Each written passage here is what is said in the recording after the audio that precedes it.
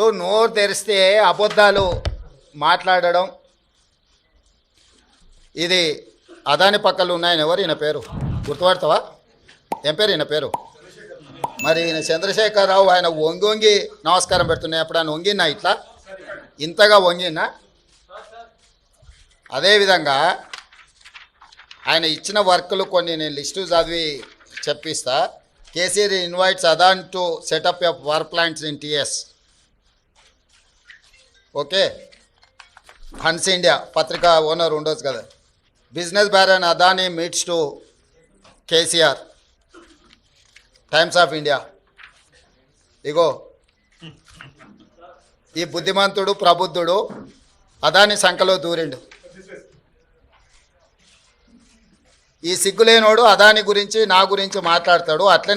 అట్లనే ఒక లిస్ట్ ఉంటుంది కదా, వేరే పేపర్ ఇంత ఉందా, 12-13 లిస్టు ఉంటుంది చూడు ఒకటి. నేను ఆ లిస్టు చదివి వినిపిస్తాను నీకు. ఎన్ని ఇచ్చిండ్రో వాళ్ళు, ఎన్ని నేషనల్ హైవేస్ ఇచ్చిర్రు, ఎన్ని డేటా సెంటర్లు ఇచ్చిండ్రు.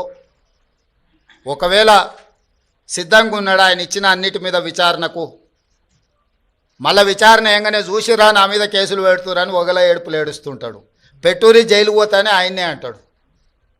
ఎప్పుడెప్పుడు జైలుకు పోదామా, జైల్లో పోయి ఉందామా అని. ఆయన ఏమనుకుంటున్నట్టు నిన్న పేపర్లో చూసిన జైలుకు పోయిన వాళ్ళు అందరూ అయిందనా?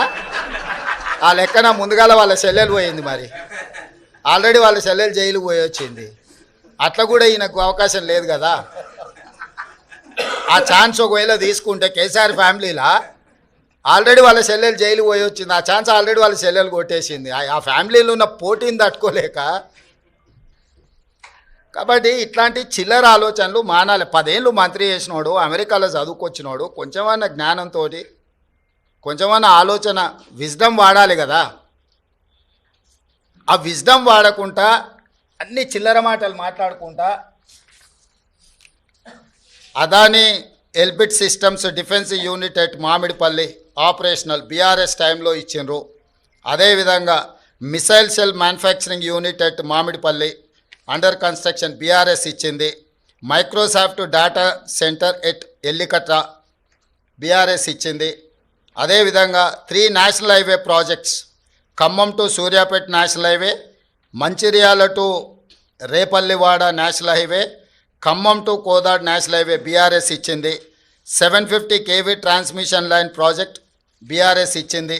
ఇన్ని ప్రాజెక్టులు బీఆర్ఎస్ ఇచ్చి ఈరోజు same counter drone manufacturing unit at Mamidipalli BRS ఇచ్చింది. ఇన్ని ప్రాజెక్టులు బీఆర్ఎస్ అదానికి ఇచ్చి అదానితో అంటగాగి అదాని దగ్గర కమిషన్లు మెక్కి నేను చేసిన ప్రయత్నం అదాని సిఎస్ఆర్ ఫండ్స్ నుంచి తెలంగాణ నిరుద్యోగ యువకుల కోసం, వాళ్ళ భవిష్యత్తును నిర్మించడం కోసం ఆలోచన చేసి యంగ్ ఇండియా స్కిల్స్ యూనివర్సిటీకి లక్షలాది తెలంగాణ నిరుద్యోగ యువకులకు ప్రయోజనం చేకూర్చే విధంగా సిఎస్ఆర్ ఫండ్స్ కింద 100 కోట్లు తీసుకొస్తే అది రాష్ట్రానికి ప్రయోజనం.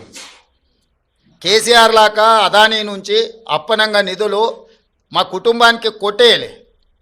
ఇన్ని ప్రాజెక్టులు ఇచ్చిండు. ఈ ప్రాజెక్టులు అన్ని ఇచ్చినందుకు కేటీఆర్ను ప్రాసిక్యూట్ చేయాలనా? అదానీని కేసీఆరే కలిసిన కేటీఆర్ అనే కాదు. దీనికి ఏం సమాధానం చెప్తాడు? సో ఏది పడితే అది మాట్లాడితే చెల్లుద్ది. ఎన్ని చిల్లర మాటలైనా మాట్లాడతాం. మాకు అధికారం కోల్పోతే మేము సహనం కోల్పోయినామని 2023లో అధికారం కోల్పోయారు. 2024 జూన్లో డిపాజిట్లు కోల్పోయారు. ఇప్పుడు మెదడు కూడా కోల్పోయారు టీఆర్ఎస్ వాళ్ళు.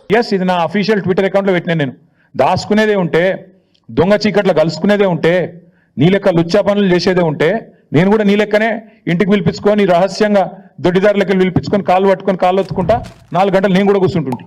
కానీ నీలాగా నాకు చిల్లర పనులు చేసిన అలవాటు లేదు. నువ్వు తిట్టున్నావు, నువ్వు నాకేం ఫరకూడదు. ఓ తిడుతున్నావు, తెల్లారు లేస్తే సైకో, నేను సైకోనట. మరి నువ్వేంది సాడిస్టువా? ప్రజలను కొండారెడ్డిపల్లిలో నేను నాకు తెలియక అడుగుతా. కొండారెడ్డిపల్లి నీ సొంతూరు.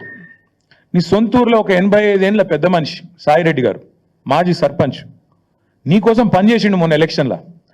నీ ఫోటో ఇక్కడ గుండె మీద బ్యాడ్జ్ మీద పెట్టుకొని పాప నీకోసం తిరిగిండు పెద్ద మనిషి. గాయన ఇంటికి అడ్డంగా గోడ కడతారు ఎవడని నాకు అర్థం కాదు. అసలు మనిషివేనా నువ్వు, మృగానివా? ఇంటికి అడ్డంగా గోడ కట్టి ఆ ఇంట్లోకి వెళ్ళి పెద్ద మనిషి బయటికి రాకుండా చేసి ఆఖరికి ఆయన ఆత్మహత్యకు కారణమైతే ఇలా పోలీసు కేసు పెట్టాడు. ఆయన బాడీ తీసుకుపోయేందుకు కూడా ఇరుకు సందులోకి వెళ్ళి తీసుకుపోతాను. ఇంతకంటే హీనమైన పని ఉంటుందా? ఇంతకంటే హీనమైన పని ఉంటుందా అని నేను అడుగుతున్నాను. ఏం మనిషి నాకు అర్థం కాదు. సాడిస్ట్ కాకపోతే ఏమనాలి? ఇవాళ ఒక అమ్మాయి చనిపోయింది, శైలజ వాంకిడి. ఆ అమ్మాయి అంత్యక్రియలకు మా కోవాలక్ష్మి గారు, ఆమెకు గిరిజన బిడ్డ, ఆదివాసి బిడ్డ, ఆమె పోతానంటే నీకేం నచ్చిందా నాకు అర్థం కాదు. ఇంట్లో హౌస్ అరెస్ట్ చేస్తావా? మా అనిల్ జాదవ్ను అరెస్టు, మా ఖానాపూర్ ఇన్ఛార్జ్ జాన్సన్ అరెస్టు. ఇదేనా ప్రజాపాలన? ఇదేనా ఇందిరమ్మ పాలన?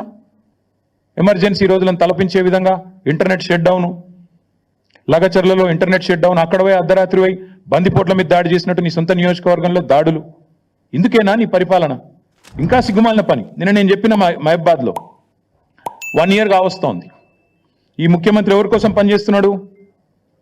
అదానీ కోసం, అల్లుని కోసం, అన్న కోసం, బావమరిదికి అమృతం కోసం.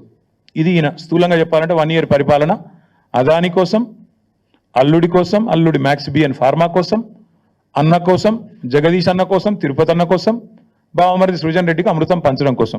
దానికి తప్ప నువ్వు పీకిందేంది సంవత్సరం? నేను అడుగుతున్నా. నువ్వు సాడిస్ట్, సన్నాసి నేను అనలేకనా? నాకు నోరు లేదా? నేను ఇంకొక మాట కూడా అడుగుతా ఉన్నా. అదానీని నువ్వేదో పెద్ద గొప్ప పని చేసినట్టు నాకైతే ఒక డౌట్ వస్తుంది బాస్, మీరు చెప్పాలా మరి. నేను ఎప్పుడు చెక్ ఇచ్చిండు అదానీని చూసుకున్నా. 14 పోయిన నెల అక్టోబర్ అనుకుంటా, అక్టోబర్ నాడు చెక్ ఇచ్చిండట. ఎవరు? అదాని గారి. నాకు ఈయన నిన్న చెప్తుండు గర్వంగా, మేము ఆ చెక్కును క్యాషే చేయలే. నాకు తెలియక అడుగుతా బాస్, నాకెవరైనా చెక్ ఇస్తే వెంటనే బ్యాంకులో వేస్తా, చెక్ క్యాష్ చేసుకుంటా.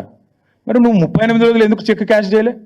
అయితే వానికి ఇచ్చే ఉద్దేశం అన్నా లేకపోవాలి, నీకు దాన్ని క్యాష్ చేసే ఉద్దేశం అన్నా లేకపోవాలి. లేకపోతే దాని చెక్ చూపెట్టి వెనకెళ్ళి పైసలైనా దొబ్బిండాలా కుల్లా. ఇంతకంటే ఇక దాచితందుకు ఏం లేదు. ఇప్పుడు పోస్ట్ డేటెడ్ చెక్కులు మనం విన్నాం, కానీ ఇది ఎక్కడిది విచిత్రం? ఇది అక్టోబర్ 14 చెక్ ఇస్తాడట. ఈయన నిన్న మేము 38 రోజుల పాటు మేము క్యాషే చేయలే. మరి ఏం చేస్తున్నావు? ఇంకొకటి అడుగుతున్నా నేను, అసలు అదాని దొంగనికి నిన్న తెలిసిన అది మొన్న మహారాష్ట్రలో ఏం మాట్లాడినావు?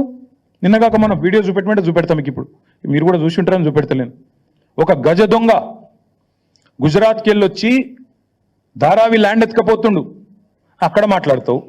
ఇక్కడికి వచ్చేమో మళ్ళీ నిన్న సుధపూస లెక్క కూర్చొని నిన్ననే తెలిసింది నాకు దొంగ అని, రాహుల్ గాంధీ నెత్తిమికెళ్ళి 2 చంపంగానే తెలిసింది, ఇదివరకు తెలియదు అన్నట్టు మళ్ళీ యాక్టింగ్ లేంది, స్వాతిముత్యం యాక్టింగ్లు.